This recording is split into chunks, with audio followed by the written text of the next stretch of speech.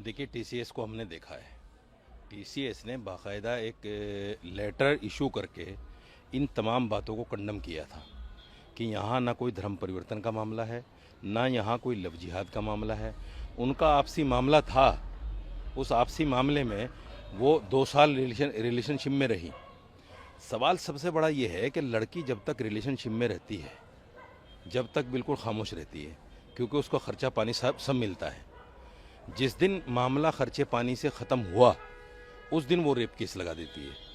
उस दिन वो धर्म परिवर्तन का मामला सामने ले आती है। अभी मैं वीडियो कहीं देख रहा था, एक लड़की कैमरे के सामने कह रही है कि उस लड़के ने हिंदू बनकर मुझसे शादी कर ली और मुझे पता ही नहीं चला। जब मेरी बेटी पैदा होगी तब मुझे पता चला कि ये मुसलमान है। हालांकि मुसलमान का तो मैं बहुत बड़ी बात बोल रहा हूँ, पहली रात में पता चल जाता है। ज़्यादा खुल के बोलने की ज़रूरत नहीं है। इनको जब तक पता नहीं चला, जब तक बच्ची नहीं हुई। ये सब मामले जब तक होते हैं, जब तक लड़कियों को सब कुछ मिलता रहता है, ठीक रहता है। जिस दिन, जैसे आपने देखा हो ना शादी ब्याह के मामले में, औरत मर्द का जब तक ताल्लुक़ अच्छा रहता है, बिल्कुल ठीक है, सब कुशल मंगल रहता है। जिस दिन मर्द औरत की तलाक पर नौबत आ जाती है तो सीधा केस दहेज का ठोका जाता है कि ये तो दहेज मांग रहे थे मुझसे।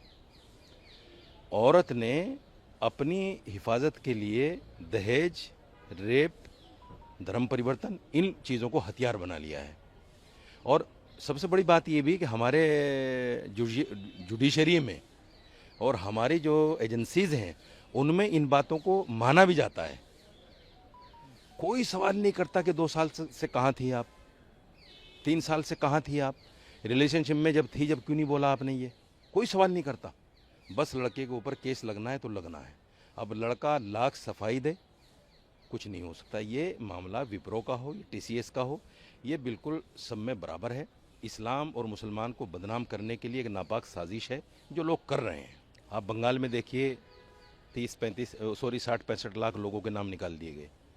आसाम में देखिए, इतने ही करीब नाम 70 लाख लोगों के आसपास निकल गए।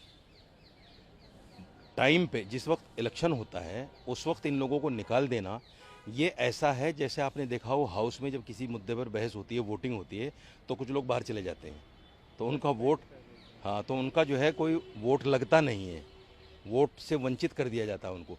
सेम ये कहानी है।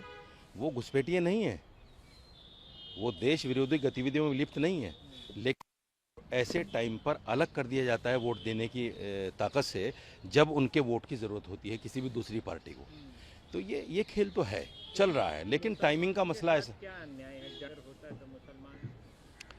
देखिए, जनगणना होता है। आप एक बात बताइए, मेरे घर में अगर 6 सदस्य हैं, उनमें से 4 का नाम आ जाए और 2 के नाम पर कागजात में कमी बता दी जाए, क्या कहेंगे आप इसको? बच्चे तो मेरे हैं ना। अगर मेरे 6 बच्चे हैं तो 4 तो कह रहे हैं जी आपके हैं, इन 2 का सबूत दोगे ये आपके बच्चे हैं। जबकि बच्चा भी चीख के कह रहा है कि मैं इनका बच्चा हूँ, पड़ोसी भी कह रहा है ये इनका बच्चा है, वो कागज़ मांग रहे हैं। ये कौन सी बात हो गई भाई?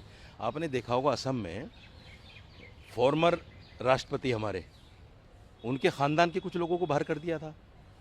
आर्मी में जिस आदमी ने अपनी पूरी 30 साल की ज़िंदगी लगाई, रिटायर्ड हो गया, उसको बाहर निकाल दिया, उसके घर के लोगों को बाहर निकाल दिया। तो ये कुछ अन्याय तो है, जिसको सरकार को भी देखना पड़ेगा। ये ऐसा क्यों हो रहा है, नहीं करना चाहिए।